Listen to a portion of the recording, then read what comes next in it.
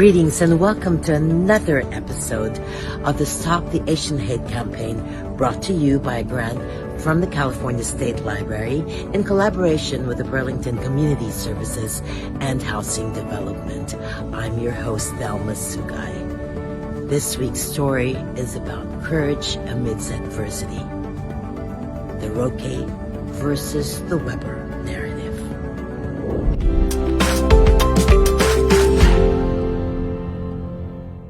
Thinking of premeditated violence, perhaps even of killing someone? Your thoughts cannot be ignored or unheard.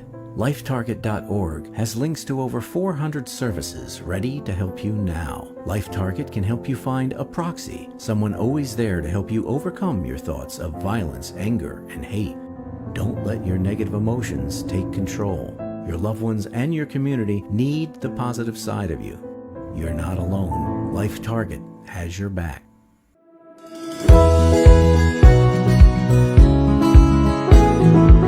Welcome to this week's episode of our Stop the Asian Hate campaign, brought to you by the California State Library in collaboration with the Burlington Community Services and Housing Development. I'm your host, Thelma Sugay, and we're here on FAPCCA TV with none other than our health psychologist and leadership coach, Dr. Jeff Ring. Nice Welcome to be back, with Jeff. you, Thelma. Happy to be here. Happy to have you, as always. Earlier, we were talking about some of the clips that have come our way through social media. Let's start off with that, Jeff. Talk to me about that particular clip you shared with me. Yeah, so this was a small clip that came through on Instagram, if I'm not mistaken, of a young man in New York City who, just by his background, has been practicing martial arts and jiu-jitsu. MMA, yes, MMA. I remember that. So he's on his way to work one morning, and he comes out of the subway station, and he sees some acts of violence right on the street. He sees a man who is kind of out of control, and he hits one man on the street, and then he goes off and I think hits another young person, and the man himself, who was observing all of this, was watching very carefully because he wanted to not be a victim himself. But then, as was his values and his training for mixed martial arts, he wanted to be a protecting force. And so he went to the first man who had been hurt. He said, "Are you okay?" And the man said, "No, I'm really not." And so in that moment, he decided to use his mixed martial arts skills to subdue this man who had been an aggressor. And he, it looks like he does it with safety. Good. But yet at the same time, he and another bystander subdue this man, and then he's just instructing everyone around, "Please call the police." And soon enough, the police arrive, and they're able to take care of the situation. You were extremely happy about the outcome of this particular story because the thread that has been woven into our narrative is you always saying a responsible bystander is key when these things happen. Right, because stopping hate is a team sport. It's upon all of our shoulders. And we must do a better job watching out for one another and intervening if it's safe and if we're able to. Now, I would not have been able to intervene in the same way. I don't have that training, and I'm not such an advocate of the physical restraint piece, but I certainly would have done what I could to get police support and to diffuse and protect others around from not being more victims. And eventually he did that. He actually called on some people to get the police, and then they came. We had a semi-happy ending. And then at the end of his post, he makes some really lovely remarks about the importance of taking care of one another. He was noticing that the weather is very hot, our heads can get very overheated, and that these things can really kind of catch on fire. Sure. And trigger.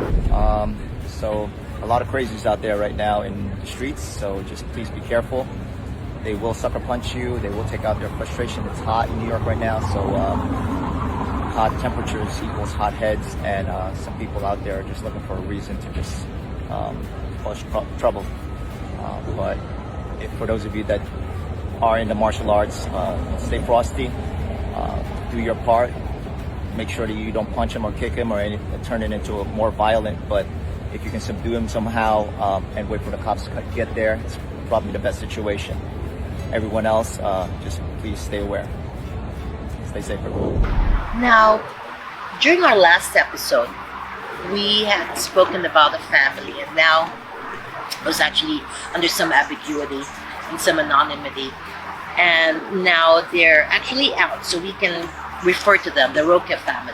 Points, but Sure. if I remember correctly, a family, a Filipino family, a mother and a daughter are on their way home, and they decide to get some food at a fast food restaurant. Yes. They're in the parking lot, and then, if I remember correctly, a white man in a van actually rear ends them in a way that feels intentional, Right. not just kind of backing up. Right.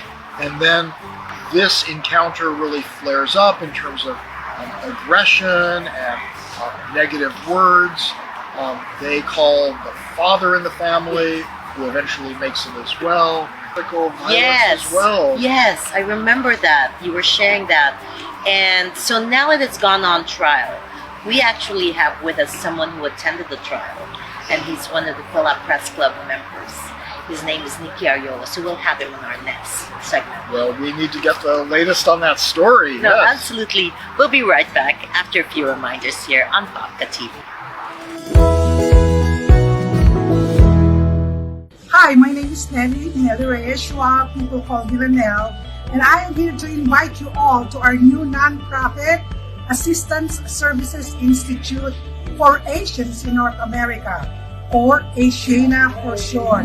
It is something that we offer to our people of color, to diverse minority groups, mostly Asian women who are very talented as creatives, artists, or healthcare professionals. If you want to take your talents or your systems to the next level, where it can be your legacy building, contact us, because we are gonna give to you all the information how you can be helped with our ASIANA app that's been in the works. Thank you so much again, ASIANA, and we will welcome you anytime that you are ready to go and build your legacy. Thank you so much. Have a wonderful time.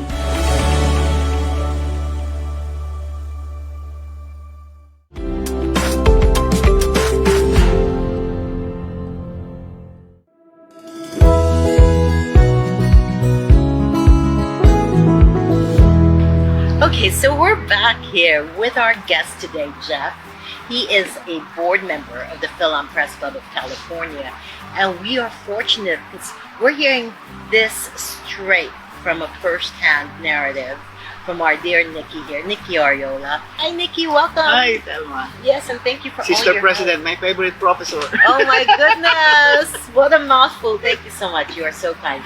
So talk to us about what occurred and took place during the trial. We applied for many days already about the possibility to go inside and cover it with our cameras. But I was not able to talk to Weber because Weber himself doesn't want to be interviewed, or even the appearance is only behind the glass, wherein you cannot see unless you're the judge or one of the prosecutors. We know that this is only one instance and this violence will continue if we don't do anything about it. That's right, us, here, this community. So what are we gonna do? We need to organize to bring about change here in the US and in the Philippines to address the root problems that cause forced migration. Individually, it's hard to make change, but today is proof that when we come together and organize, we are stronger. I was able to interview them, Okay. 3 of them, Patricia, Isabel, and the mom, Nerissa. And then they told me about it's really very traumatic, like she was being strangled. It's terrible to live in the times that we're living, where there's so much threat and anger and hate and violence. And if that wasn't enough, I think the invisibility of these crimes is another important layer. Like, Nicky, you started by saying there was hardly anyone from the press at the trial.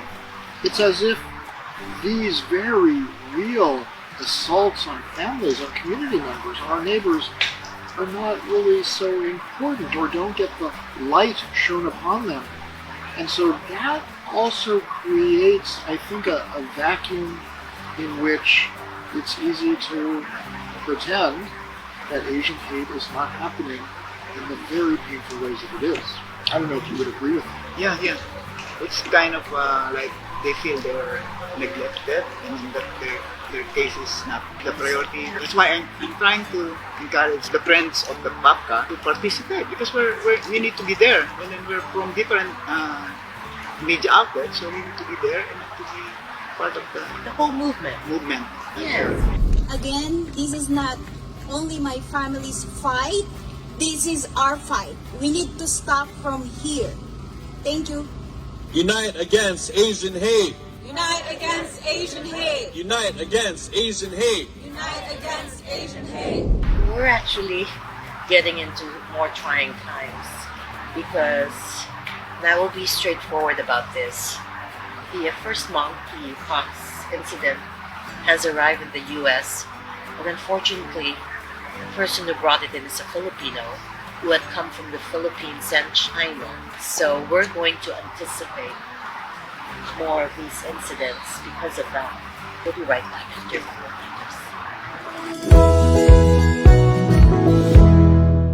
When healthcare frontliners were in our most difficult days, I wrote Misdiagnosed as a beacon of light and laughter.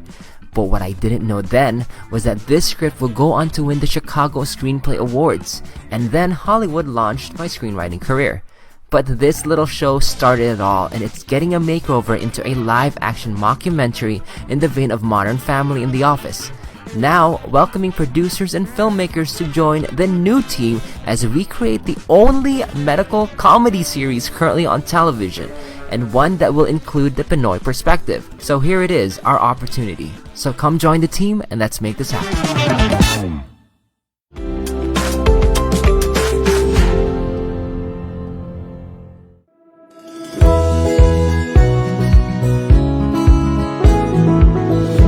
We're back here on FAPCCA TV, this time with our community leader, Lydia Soriano. Welcome. Thank you for inviting me and Of having course. me here. Absolutely. It's And always nice a pleasure. meeting the Nice couple. meeting you, Lydia. Welcome. When people are afraid, they tend to be angrier. Yes.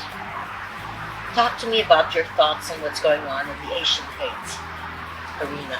Well, actually, you cannot avoid Asian hate because of the culture, because of the knowledge, because of the education. Yes. What we have to do is just talk to them humbly, as if you agree, Doc, and try to talk to them as if we are there, you know. Maybe sometimes it's a misunderstanding. I cannot say further how to resolve the hate crime, but all we have to do is continue educating people, being humble, and being, you know, talk to them as you are also an Asian or American. You know what I'm saying? Be them. Yes, Dr. Ray. Just be them. See, like this fine lady here has been here for 40 years. And she has served the community in more ways than one. So, I think every individual has a contribution to make. You agree? I do. Talk to me about that, Doc. Well, first of all, Lydia, you are wearing beautiful clothing with butterflies. And for me, butterflies are symbols of hope and possibility. Yes. I love And it. they are symbols of transformation. Yes. And so this is what we're going to need to do. We're going to, as Brian Stevenson says, the great civil rights lawyer, we must stay tethered to hope, even in times of violence and aggression and fear. The other thing I would add to our conversation comes from the Southern Poverty Law Center. They give us a 4-step recipe about how we might respond to, you know, whether it's Asian hate around COVID or maybe around monkeypox emerging. So the first step is I for interrupt. When somebody says something that's misguided or hurtful or uninformed, we should just interrupt and say, that thing you just said, I want to linger here for a moment. Right? So you put a little pause in the conversation. Next is we question. Where did that idea come from? What information do you have behind that? We try and understand a little bit more about what somebody's trying to say before we get too quick to judge. And then comes interrupt, question, educate. We have to educate. And the story for education may be that there's been a long and terrible history about myths, about illness and Asian roots and Asian people. And it's important to educate someone that their words that they may just be saying right now about monkeypox blame can actually become violence and hurt, and help them see the link. But we also might need to remind them that a virus is a virus. It has its own culture-blind infection possibility. It doesn't matter which body it is.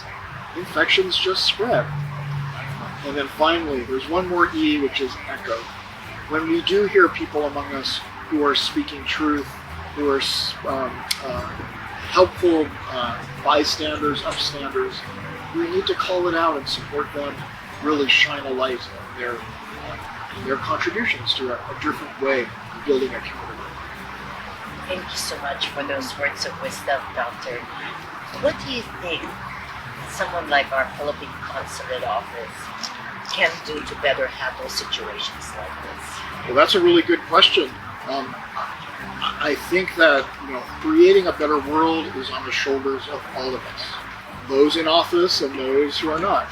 But that being said, to the degree that leaders in our communities can educate, inspire, perhaps provide resources that help us to navigate these challenges, that they can paint a picture for us about the kind of world that is possible for us to live in, I would say that is a very important role for consulate leadership and more civic leadership as well.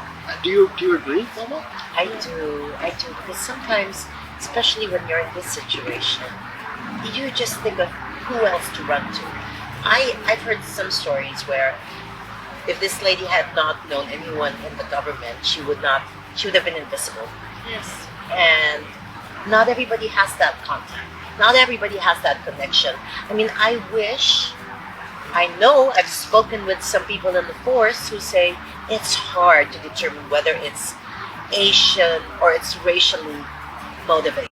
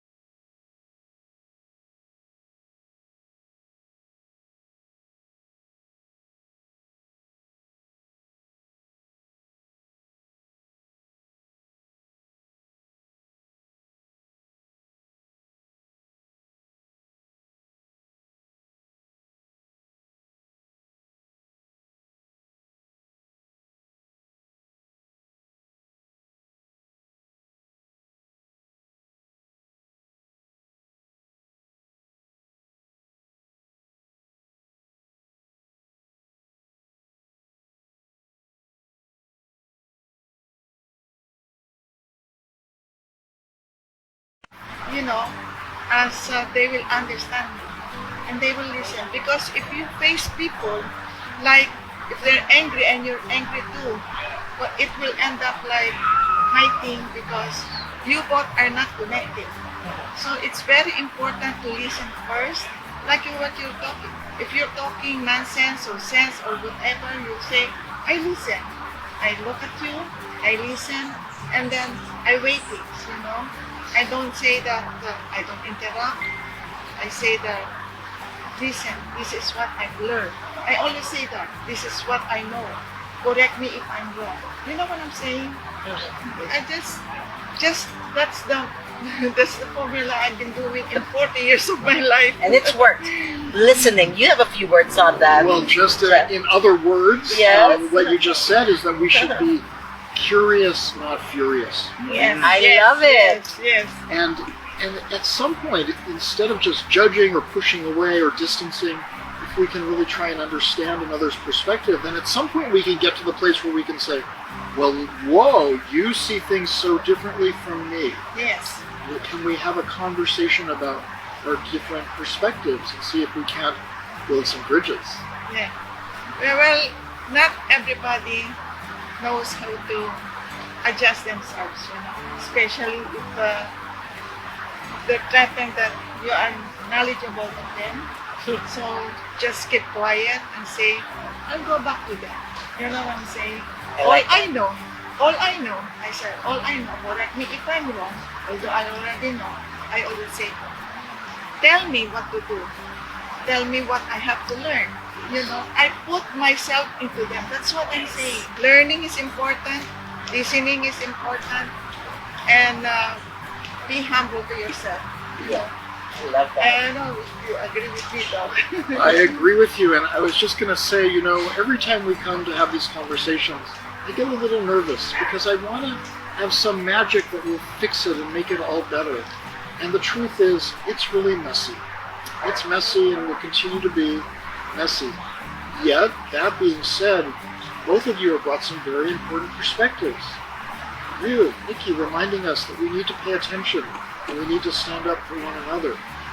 You, Lydia, reminding us that we have to listen deeply to one another and do our best to put ourselves into the shoes of another so that our heart will follow and then we'll lead, hopefully, to action and transformation, not unlike those butterflies. Yes. Thank you for wearing that. It triggered a few thoughts, right, Doctor? That's right. Yeah, yes. To sum this up, we would like to once again invite you on August 19th, Van Nuys Court, 10 a.m. Be there. We will be there. I promise this time. I will be there. And we'll be right back after a few reminders here on FAPCCA TV.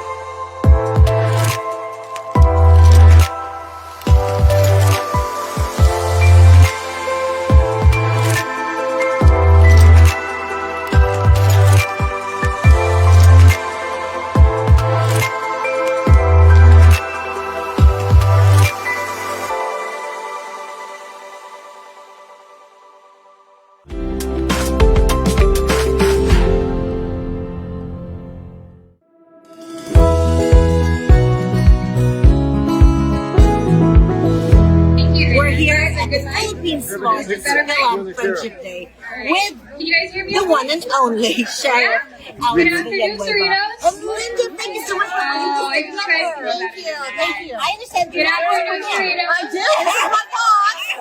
do. This is wonderful. Well, this is amazing. My name is because Jessica not only Pelosa, is and it I'm an inspiration, especially with all the Asian hate that's I been am going proud around to be here on right here in this behalf park. of my incredible As boss, was in the speech, Attorney the General Rob supervisor, Bonta, the first you have a Filipino memorial American to Attorney respond to General that, in the state of to say California. that how we face this will be with love.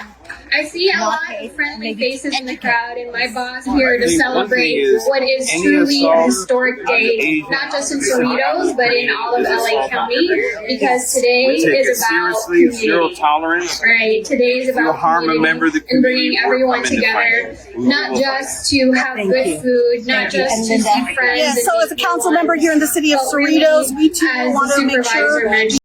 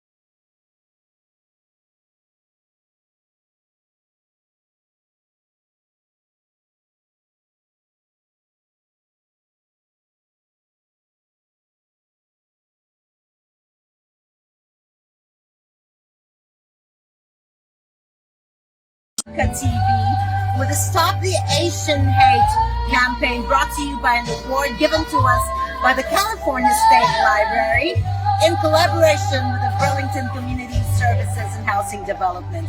And with us is a lawyer. She specializes in trusts and wills, but I'm sure you've heard some stories about Asian hate. We'll talk about that. But talk to us about what you do for the community. Well, my goal is to educate and empower our community about the importance of legal planning. You know, a lot of people want to save some money, they DIY, but what that does is that puts your family at risk of spending tens of thousands of dollars if the plan doesn't work. Exactly. So by educating people, I empower them to make the decisions about what plan are they going to get. Right. You know? And Cecilia, this is Cecilia, by the way, Amo. And Cecilia, you hit it right on the nail, because you and I are working along the same mission, which is to empower and to educate so that we can diminish this Asian hate that's going around, especially during COVID. Yes. Right? So we're helping the Filipino be courageous in all aspects of their lives. Yes. In financial planning, sure. especially the young families, you were saying. Yeah. Before I did estate planning, before I focused, I was actually hired. I started my career in one of the most prestigious law firms in the world. I was doing trial work for about a decade, and I had one case which was a trucking accident. Wow. This family was hit by a truck on their vacation. The two boys in the backseat were orphans. So both parents died. They didn't have a plan, and there was a huge custody battle between the mother's sister and the father's sister. Oh my God. And this could be messy. It cost the family $100,000 to litigate this. Wow. And then at the end of the day, the two boys, they get the money from the lawsuit at 18 with no protection. Wow. 18-year-olds with $1 million. Imagine that. And they don't know how to handle this kind of money. So with legal planning, you can decide exactly how, if something happens to you, your children will not get a lump sum at 18. You can leave the money with guidance and protection. I love that. Now, Cecilia, not related to wills. Mm-hmm. You were a trial lawyer before. Mm-hmm. Can you share with me if you've heard from among your friends, associates, any stories of Asian hate, any form of or discrimination. I have not, Fortunately, fortunately. But what do you think about it? I mean, how would you address it? it's definitely a problem. But I mean, again, it starts with educating, empowering our community, giving them their voice, giving them, their power. And you know what? They always say, as an onlooker, since it doesn't happen to us, thankfully, but as we see it happen, we need to label it, we need to name it, we need to have it de-escalate it. Yes. As we see, we can't just be bystanders not doing anything. Yes, and that's part of estate planning as well. Like tearing down the industrial complex of death and taxes. It's a system that's in place, puts the average person under a system of oppression. Yes. And the government's taking money and power. And so this is to elevate and get above that. I love that. We just have to join our group. You are so empowered and inspired. Ladies and gentlemen, Attorney Cecile Amo. We'll be right back after a few reminders.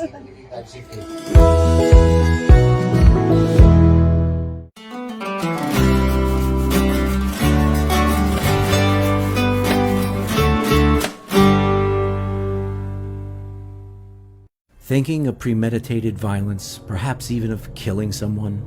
Your thoughts cannot be ignored or unheard. LifeTarget.org has links to over 400 services ready to help you now. LifeTarget can help you find a proxy, someone always there to help you overcome your thoughts of violence, anger, and hate. Don't let your negative emotions take control. Your loved ones and your community need the positive side of you. You're not alone. LifeTarget has your back. We're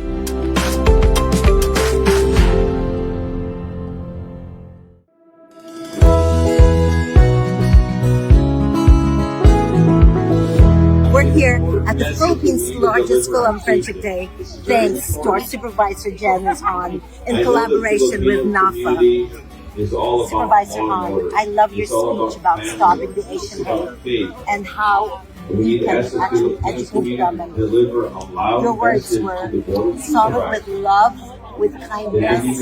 How we're going to fight that. Yes. And that's why it's so difficult here in this very park where a year ago a Filipino American was badly beaten because of hate. And we're coming back and saying, not backing down. Thank you all. American Have a great day out here is so today. important. Thank you to all of them. Not just here in Cerritos, but all throughout LA County. It's such an important community that's contributed so much.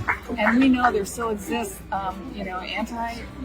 Asian hate. Yes. And we've got to always, at every chance we can, we fight back with love and understanding. I love that. And forgiveness if we have to. No, absolutely. And they did say that we cannot be just passive bystanders. This is true, and I know that's been an issue sometimes with our Asian communities. Because of our culture. Because of your culture, you're less likely to want to say something. Yes. And you don't want to speak up or say something. So it's an education. Yes. And we're trying to say there's only one way that we can, prevent things from happening is for people to speak up and say when these happen, and then we will rush to their side with love and support and resources if we have to. But it helps us when people speak up about this kind of hateful acts. We thank you for the love of your love, the Filipino American community. And we will see you in the next events. We'll be right back after a few reminders. Thank you, Supervisor. Thank you so much.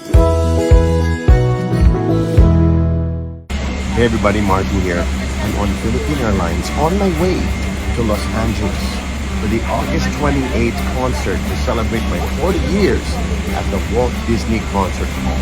We'll see you there, and thank you to Philippine Airlines for bringing us to you August 28th, Walt Disney Concert Hall.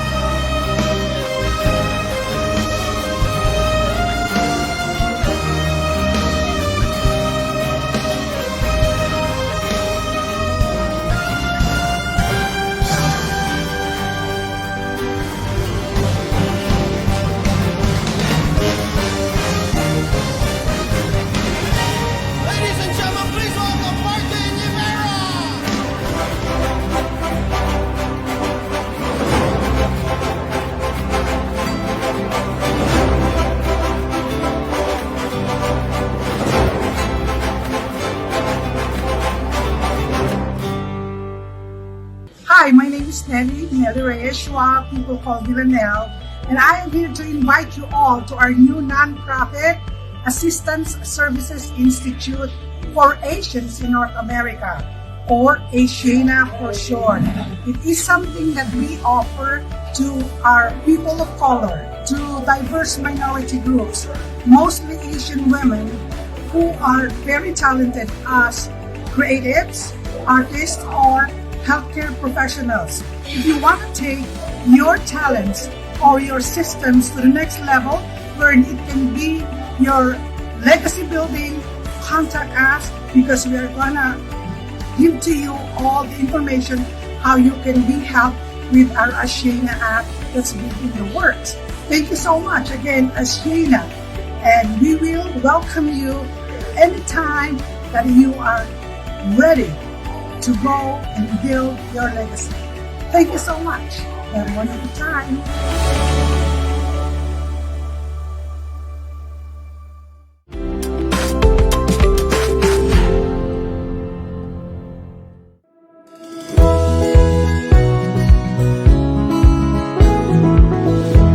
We're back with FAPCCA with Stop the Asian Hate campaign, brought to you by the board by the California State Library and the community of Burlington Housing Development.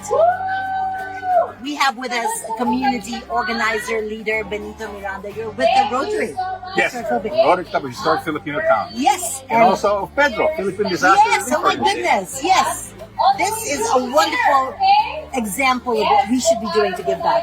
You're also, by your career as a profession, with Alignment Health Plan. Talk to me about that. Well, Alignment Health Plan is a senior Medicare Advantage plan, prescription drug plan, and we cover people that have Medicare Parts A and B, and the people that have Medicare Parts A and B, and also full Medi-Cal.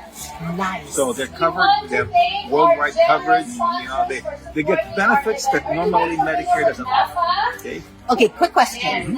How do you compare with SCAD and the rest of those? Well, basically... Are they competitors? Yes, they're competitors, Okay. and they usually have almost the same plans, except maybe there's $1 difference. You know? That's it. Yeah, for example, they have a plan where they give everybody $125 a month reimbursement for the Part B. Right.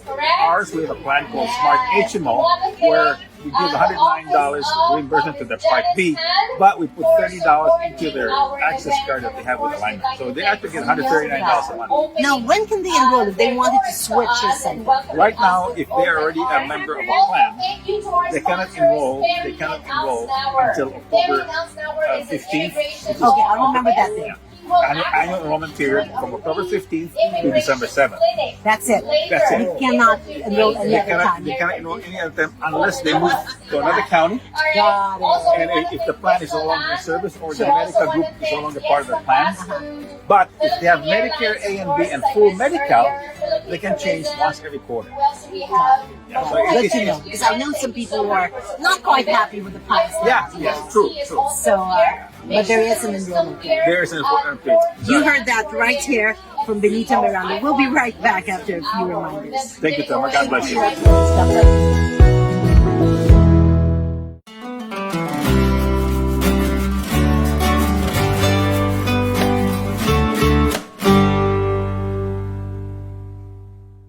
When healthcare frontliners were in our most difficult days, I wrote Misdiagnosed as a beacon of light and laughter. But what I didn't know then was that this script will go on to win the Chicago Screenplay Awards, and then Hollywood launched my screenwriting career. But this little show started it all, and it's getting a makeover into a live-action mockumentary in the vein of Modern Family and The Office. Now, welcoming producers and filmmakers to join the new